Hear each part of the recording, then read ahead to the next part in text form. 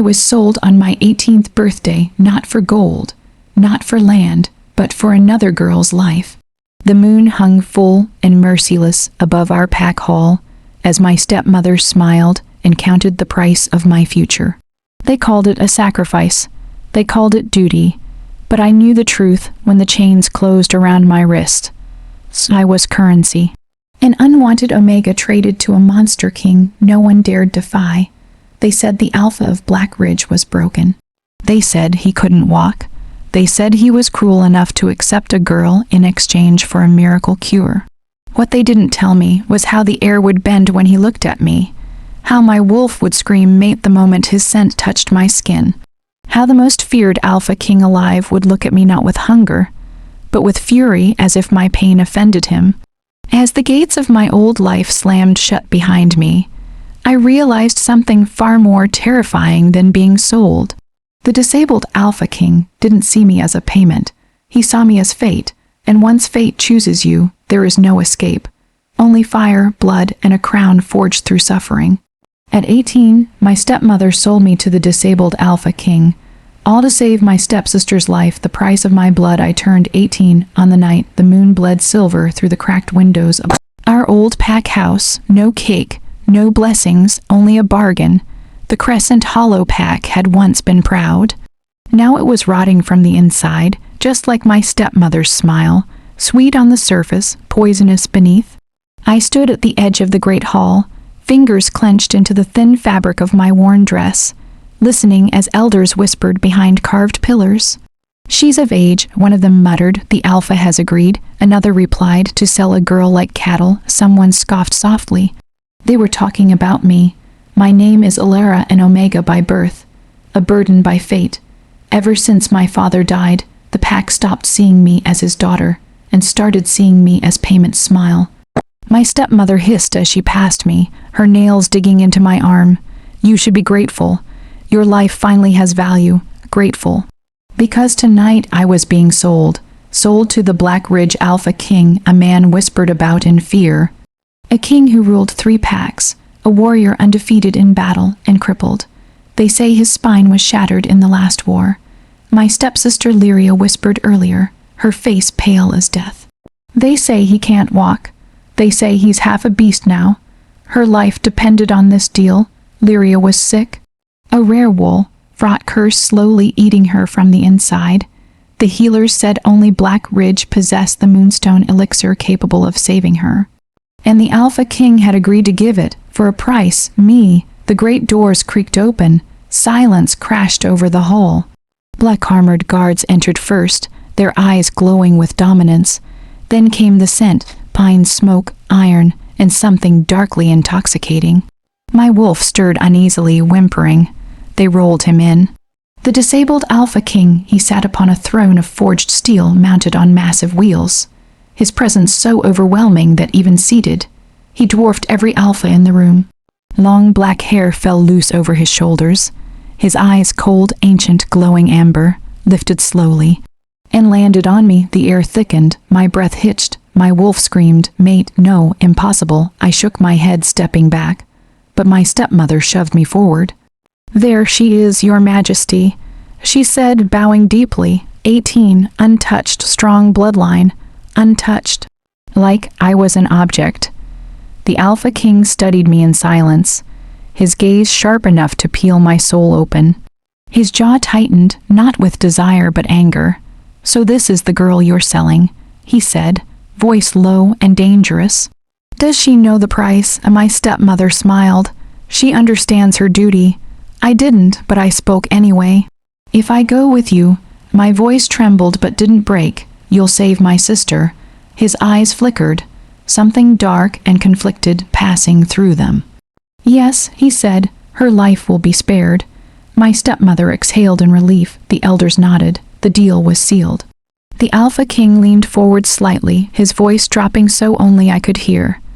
"But understand this, little Omega," he murmured. "I did not ask for a sacrifice." Our eyes locked. "And once you enter my territory, you are mine not as property, not as payment." My heart thundered. "Then, what am I?" I whispered, his lips curved. not in a smile, but in something far more dangerous. My fate, the chains closed around my wrists as they led me away. I didn't look back, because the girl I was died in that hole. And the moon howled in mourning. The Alpha who could not kneel the Black Ridge convoy moved like a funeral procession through the forest. Iron-bound carriages, silent guards, wolves running alongside in perfect formation. I sat inside the last carriage, wrists free now but heart still chained, staring at the blur of trees rushing past. Every mile carried me farther from the only life I had known, and deeper into the territory of the man who owned my future. Mate, fate, king, and crippled, the thought made my chest ache with confusion. How could the moon goddess bind me to a wolf who could not even stand? Across from me sat two warrior females, both silent, both watching me with unreadable expressions. Not cruelty, not pity, respect, and something else. Fear. We arrived at Black Ridge as the sun bled into dusk. The pack territory rose from the mountains like a fortress carved by God's black stone towers, glowing runes etched into gates, and wolves bowing as the Alpha King was wheeled through the entrance. The ground itself seemed to hum beneath his presence. I expected whispers. Instead, I heard silence. Not one wolf looked at his chair. They looked at his face. Power rolled off him in waves so heavy my knees nearly buckled. "You will walk," he said suddenly, not turning back. I froze. What? Into my hall, he repeated calmly. "I do not present my mate like a prisoner. Mate." The word struck harder than chains ever could. My pulse thundered as I stepped forward.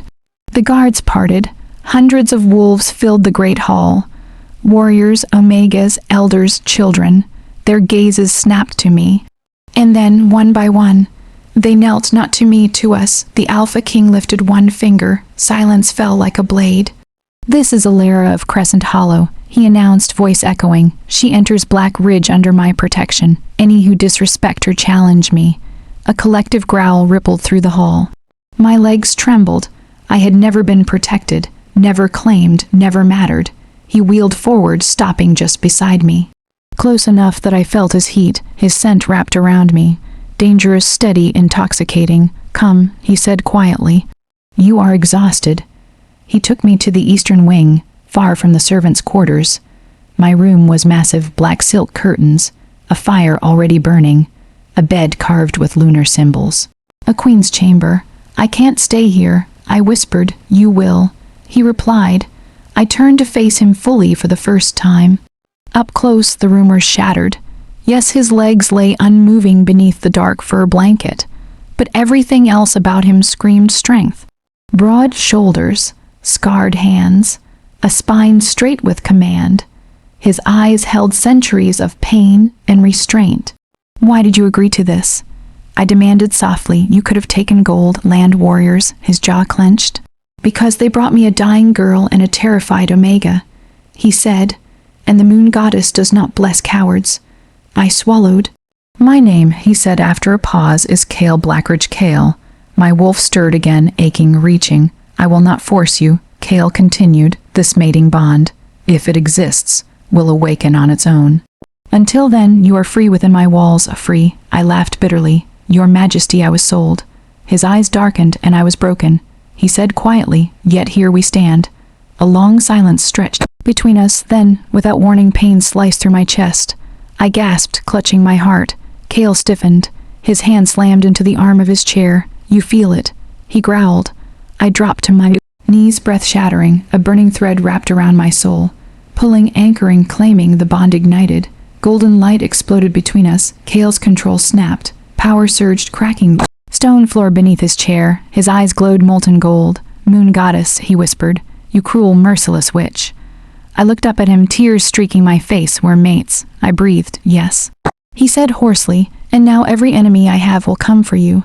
Thunder roared outside. The fire flared high, and somewhere deep beneath Black Ridge, something ancient awakened.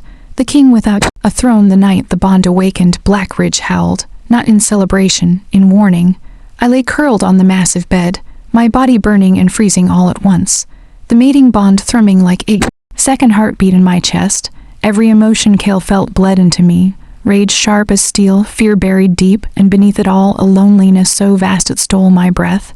He was in pain, not from his legs, from his crown. Kale did not come to me that night. Instead, the walls shook with distant roars.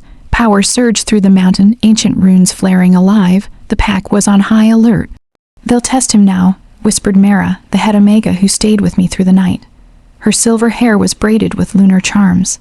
A disabled alpha with a newly awakened mate is seen as weak by outsiders. Weak. I clenched my fists. By dawn, I felt him again, closer, exhausted, bleeding through the bond. When the doors finally opened, Kale wheeled himself in alone. His armor was cracked, blood darkened his knuckles. What happened? I rushed forward, stopping myself just in time. He studied me, something raw in his gaze. "I reminded my council why I still rule," he said simply. I knelt before him before I could stop myself. Not because he was a king, because he was hurting. Kale's breath hitched. His hand hovered near my hair, then pulled back. "Do not kneel," he said roughly. "Not for me." "Then don't sit on a throne and tell me you're less."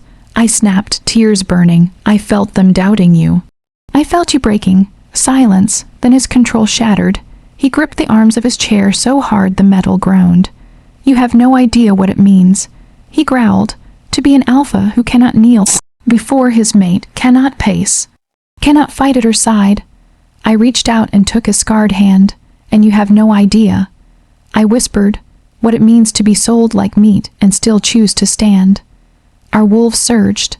The bond flared warm instead of painful. Something shifted. Days passed. Training resumed. The pack watched us with wary hope. Some whispered that the moon goddess had made a mistake. Others whispered prophecy. Then the elders came. "There is a way," said Elder Thorn, his voice trembling. "An ancient ritual. The right of the first alpha. It could restore what was lost." Kale went still. "It will kill me," he said flatly. "It might." The elder admitted, "or it might kill her." Every eye turned to me. Kale's voice was iron. "Then it will not be done." I stepped forward. "You saved my sister's life," I said. "You gave me dignity." "Choice." I placed my hand over my heart where the bond burned bright. "If there is a chance, any chance, that you can walk beside me, I'll take it." Kale's eyes shone with agony. "I will not lose you," he whispered. "You won't," I said softly, "because I'm not the girl who was sold anymore." The ritual was set for the next full moon. That night, assassins breached Black Ridge. Steel flashed. Alarms screamed. I was dragged into darkness, a blade pressed to my throat. "Kill the mate." A voice hissed, "The king will fall." But they underestimated one thing. I was no longer alone.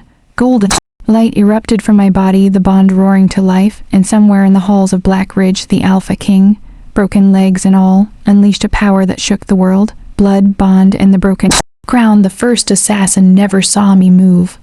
Golden light exploded from my chest, flaring so bright it burned my own eyes. The blade at my throat shattered, melting like wax. I screamed, not in fear, but in fury as my wolf surged forward for the first time in my life. She was not small, she was not weak, she was ancient. The corridor filled with smoke and the scent of burned silver. Two more shadows lunged. I felt Kale through the bond, his rage tearing free, his command snapping through every warrior in Black Ridge. Mine. The word echoed in my blood.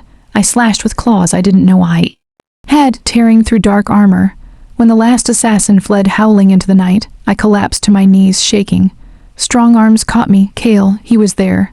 Chair abandoned behind him, dragging himself forward with sheer will, blood streaking his palms. "Alara," he breathed, terror naked in his voice. "Look at me." I cupped his face, sobbing. "You came, always," he said, "even if I had to crawl through hell." The pack arrived moments later. Silence fell as they took in the sight, their alpha on the floor, his mate glowing with fading power. No one mocked him, they knelt. The full moon rose red that night. The ritual circle was carved into the highest peak of Black Ridge, stone etched with runes older than any pack. Wind howled like mourning spirits as Kale was placed at the center, his cloak removed, scars revealed. I stood opposite him, hand in hand. "If you die," I whispered, voice breaking, "I will tear the moon goddess from the sky." A ghost of a smile touched his lips. "That's my queen." The chant began. Power surged from the mountain itself, pouring into the circle. Pain ripped through me as the bond stretched, twisted, tested. Kale screamed, a sound of rage, not weakness. As the runes ignited, bones cracked, magic howled. I felt his legs, numb, shattered for years, burn like they were being reforged. Then darkness tried to claim him. "No," I cried, pressing my forehead to his. "You don't get to leave me." Not after choosing me.